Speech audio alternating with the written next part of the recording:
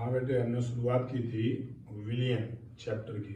इसके संबंध में हमने आपको कुछ नोट्स भी दिए थे, 5 या 6 पन्ने दिए थे, आप लोगों ने पढ़े ही होंगे। उसमें कुछ प्रॉब्लम भी आई हैं, मैं उन प्रॉब्लम को भी समझाऊंगा। तो जो चैप्टर में शुरू किया है उसका नाम है सॉल्यूशन। Solution means विलियन।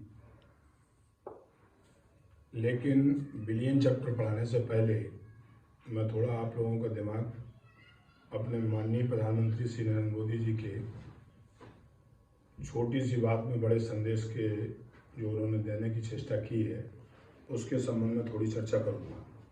उन्होंने कहा है कि जान भी बचानी है और जहान भी बचानी है, जान और जहान दोनों को बचाना है।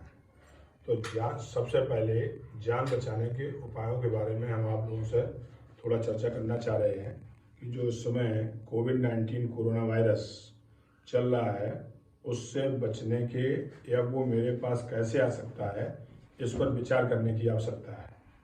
केवल हर व्यक्ति को जो कोरोना वायरस आने का माध्यम है वो मेरी समझ में 3 ही माध्यम से आ सकता है। नंबर 1 हाथों के द्वारा, नंबर 2 जो बाजार की चीज़ें हैं या जो हम खाते पीते हैं उनके द्वारा, या नंबर 3 सोशल डिस्टेंसिंग के द्वारा, एक सामाजिक एक दूसरे से फैलना। तो सबसे पहला काम तो हमें सामाजिक दूरी बना के रखनी है। हर व्यक्ति से 1 या 2 मीटर दूर रहना है। बात करनी है तो दूर रह के बात करनी है। नंबर 2 बाजार की जो चीज़ें आती हैं, सब्जियां आती हैं और चीज़ें आती हैं, उन्हें पहले हम अलग रखेंगे, लाके अपने हाथ धोएंगे। हाथ धोने के बाद उस सामान को 2-3 दिन रखा रहने देंगे। चूँकि जो वायरस है इसकी जो लाइफ होती है, कहीं इसकी 24 घंटे किसी सतह पर लाइफ है, किसी पर 48 घंटे है, किसी 72 घंटे है, तो ज़्यादातर जगह पर ये 72 घंटे में नष्ट हो जाता है। फिर भी जो भी सब्जियां वगैरह हैं उन्हें हम बाद में गर्म पानी से धोने के बाद तभी इस्तेमाल करेंगे। अपने हाथ जो धोएंगे, हाथ धोने के भी अनेक माध्यम, टीवी, समाचार पत्र और डॉक्टर्स के द्वारा अनेक सलाहें दी जा रही हैं कि हाथ हम कैसे धोएंगे। तो हाथ धोने में कम से कम 30 सेकंड लगने चाहिए। हम कोई भी घर पे जो सोप होगा, कोई भी सोप होगा, साबुन होगा घर पे, उस साबुन को हम पहले तो इस प्रकार से रख लेंगे, सीधा सीधा हाथ पे एक दूसरे से सीधे से रगड़ेंगे करीबन 10 सेकंड तक। उसके बाद में 10 सेकंड हम इस प्रकार से रगड़ेंगे दोनों हाथों को पीछे की तरफ, उंगलियों में इधर। फिर उसके बाद में 5 सेकंड हम इन अंगूठा, उंगली इस प्रकार इन्हें साफ करेंगे। फिर जो 5 सेकंड बचेंगे उन्हें हम नाखूनों को भी इस प्रकार साफ करेंगे। कुल मिला के लगभग 30 सेकंड जब हम साबुन को हाथों से रगड़ेंगे तो अगर किसी प्रकार का कोई वायरस या इन्फेक्शन हमारे हाथों में आ गया होगा तो निश्चित वो दूर हो जाएगा। निश्चित वायरस कैसा हो जाएगा, दूर हो जाएगा। तो पहले तो हमें अपनी जान बचाने के उपाय भी सोचना है, अपनों को भी बचना है और साथ में अपने घर वालों को और सभी लोगों को भी बचाना है। अगर हमें यहीं पर ज़रा थोड़ा याद करें तो महात्मा गांधी जी ने, जो मेरे राष्ट्रपिता जी थे, उन्होंने 3 बंदर की एक आकृति बना के दिखाई थी। 3 बंदरों की एक प्रचित्रण किया था। उसमें एक बंदर मुंह और नाक बंद रखता था, एक बंदर आंखें बंद रखता था और एक बंदर कान बंद रखता था। समय भी वही आ गया है कि हमें अपने मास्क के द्वारा नाक और मुंह बंद रखना है। हाथों को आंखों पर नहीं लगाना है जब तक हम हाथ धो न लें। मुंह में भी नहीं लगाना है, आंखों में भी नहीं लगाना है। और नंबर 3 कानों को बंद करने के लिए इसलिए कहा जा रहा है कि जो विशेष अनेक प्रकार की बुराइयां चल रही हैं, अफवाहें चल रही हैं, उन अफवाहों को सुनना भी नहीं है। तो केवल हमें सोशल डिस्टेंसिंग, नंबर 2 हाथ साफ करना, और नंबर 3 जो भी चीज़ हम वस्तु खाने पीने में इस्तेमाल करें उसे पहले हम साफ सुथरा ढंग से कर लें, उसके बाद ही इस्तेमाल करें। तो हम समझते हैं इस कोरोना वायरस से हम लोग बचे रहेंगे और यही हमारे देश की जीत होगी, या हमारी जीत होगी। अब आते हैं अपने बात टॉपिक पे, जहान वाली। जो दूसरा शब्द प्रधानमंत्री जी ने कहा है कि जहान बचाना है तो इसलिए हमें कार्य भी करना है। बच्चों को पढ़ने का कार्य करना है, टीचरों को पढ़ाने का कार्य करना है, अधिकारियों को अपने अधिकारों के अनुसार व्यवस्थित करना है, और सरकार का कार्य है उचित दिशा निर्देश, उचित इलाज, डॉक्टरों का काम है इलाज करना है, सभी लोग, पुलिस का काम है सुरक्षा करना है। सभी लोग अपना अपना कार्य कर रहे हैं। तो एक शिक्षकों का भी कार्य बनता है कि वो बच्चों को घर बैठे पढ़ाएं। तभी इस प्रकार के शासन के द्वारा निर्देश आए हैं। चूंकि उनकी मंशा ऐसी है कि आप पढ़ाइएगा और बच्चों को अवेयर भी करिए कि वो स्वस्थ रहें और अपने घर वालों को भी स्वस्थ रखें। अब हम अपने टॉपिक पर आते हैं कि विलियन क्या है। उसमें केवल जो हमने आपको टॉपिक दिया था, उसमें नोट्स दिए थे, उसमें एक प्रॉब्लम आई है। एक बच्चे ने पूछा है कि व्हाट इज द ऑस्मोसिस, परासरण क्या है, व्हाट इज द ऑस्मोसिस। तो मैं ऑस्मोसिस की परिभाषा को समझा रहा हूं, एक एक बच्चा ढंग से सुने और समझे। परासरण की सिंपली परिभाषा है, सिंपल डेफिनेशन है कि कम सांद्रता वाले विलयन से अधिक सांद्रता वाले विलयन की ओर अर्ध पारगम्य झिल्ली के द्वारा विलायक के स्वतः प्रवाह को परासरण कहते हैं।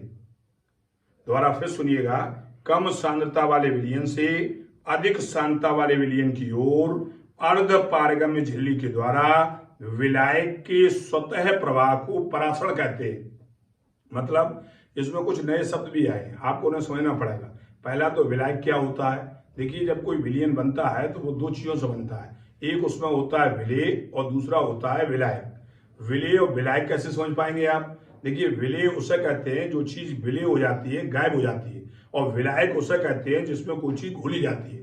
एग्जाम्पल के तौर पर अगर हम घर में शरबत बनाते हैं तो चीनी हमारा विलेय का कार्य करेगी और पानी विलायक का कार्य करेगा। जो शरबत बनता है दैट इज कॉल्ड द विलियन, उसी को हम क्या कहते हैं, सोल्यूशन कहते हैं। उसी को क्या कहते हैं, सोल्यूशन। विलेय, विलायक और विलियन। तो आप समझते हैं, आप लोगों को समझ में आ गया होगा कि विलायक क्या है। परिभाषा में आया है कि कम सांद्रता वाले विलयन से अधिक सांद्रता वाले विलयन की ओर अर्ध पारगम्य झिल्ली के द्वारा विलायक के स्वतः प्रवाह को, विलायक के स्वतः प्रवाह को क्या कहते हैं, परासरण कहते हैं। अर्ध पारगम्य झिल्ली क्या होती है, इंग्लिश में कहते हैं सेमी परमेबल मेम्ब्रेन। इस प्रकार की झिल्ली जिसमें से आधी चीज निकल जाए, आधी चीज इसमें से पार हो जाए, पारगम्य, आधी चीज इसमें से निकल जाए। और आधी चीज क्या होती है, जब किसी विलयन में दो चीजें होती हैं, एक विलेय होता है, एक विलायक। इसके माने वो इस प्रकार की झिल्ली जो विलेय के कणों को रोक देती है लेकिन विलायक के कणों को निकल जाने देती है, that is called as the semi permeable membrane या अर्ध पारगम्य झिल्ली। अगर इसी डेफिनेशन को आप इंग्लिश में समझना चाहें, the spontaneous flow through a semi permeable membrane from a lower concentration to the higher concentration is called osmosis. The spontaneous, अब थोड़ा इस पर और चर्चा जाएंगे। जो फ्लो होता है वो दो प्रकार का फ्लो होता है, एक स्पॉन्टेनियस फ्लो होता है, एक टर्बुलेंट फ्लो होता है। हिंदी में कहते हैं धारा रेखी प्रवाह और विक्षुब्ध प्रवाह। जो परासरण क्रिया होती है वो धारा रेखी होती है, इसी को हम स्पॉन्टेनियस फ्लो कहते हैं। इसीलिए डेफिनेशन में आया है the spontaneous flow through a semi permeable membrane, अर्ध पारगम्य झिल्ली के द्वारा फ्रॉम ए लोअर कंसंट्रेशन, कम सांद्रता वाले विलयन से टू दी हायर कंसंट्रेशन, अधिक सांद्रता वाले विलयन की ओर, is known as the osmosis. इस क्रिया को क्या कहते हैं, परासरण कहते हैं। क्या कहते हैं, एक हम इसमें एग्जाम्पल देना चाहते हैं, इससे आप लोग समझ जाएंगे। अगर मान लीजिए दो बराबर आकार के अंडे लें और अंडों को उनके छिलके उतार दें, और छिलके उतारने के बाद उन्हें एक को पानी में, सादा जल में, और एक को नमक के विलयन में, नमक के सोल्यूशन में, नमक के घोल में डाल दें और उन्हें रात भर दोनों को पड़ा रहने दें, तो देखेंगे कि जो पानी के विलयन में रखा हुआ अंडा है वो फूल जाएगा और जो नमक के विलयन में रखा हुआ अंडा है वो सिकुड़ जाएगा। अब आप आपसे पूछे उसमें कौन सी क्रिया परासरण की हो रही है, जो अंडा फूल गया उसमें परासरण हो रहा है या जो सिकुड़ गया उसमें परासरण हो रहा है। अगर आप देखेंगे, केमिस्ट्री की परिभाषा को देखेंगे जो हमने आपको समझाई है, तो दोनों ही स्थिति में परासरण हो रहा है। क्योंकि जब जल में जो अंडा डाला गया है उसमें वहां पर सांद्रता जल की कम है, जल अंडे के अंदर अर्ध पारगम्य झिल्ली के द्वारा अंदर प्रवेश कर रहा है, इसलिए अंडा फूल रहा है। और जो नमक के विलयन में पड़ा हुआ अंडा है, तो चूंकि नमक के विलयन की सांद्रता अधिक है, अंडे के अंदर तरल भाग की सांद्रता कम है, तो अंडे का जो तरल भाग है वो निकल के बाहर जा रहा है, इसलिए अंडा सिकुड़ रहा है। तो दोनों परिस्थितियों में ही परासरण है, इसलिए हम दोनों उदाहरणों में क्या कहेंगे, चाहे अंडे का फूलना हो या सिकुड़ना हो, दोनों एग्जाम्पल किसके हैं, ऑस्मोसिस के हैं। अब इसके आगे हम और नोट्स डालेंगे, उसमें कोई प्रॉब्लम आई जब आएगी तो आपको मैं समझाऊंगा। धन्यवाद।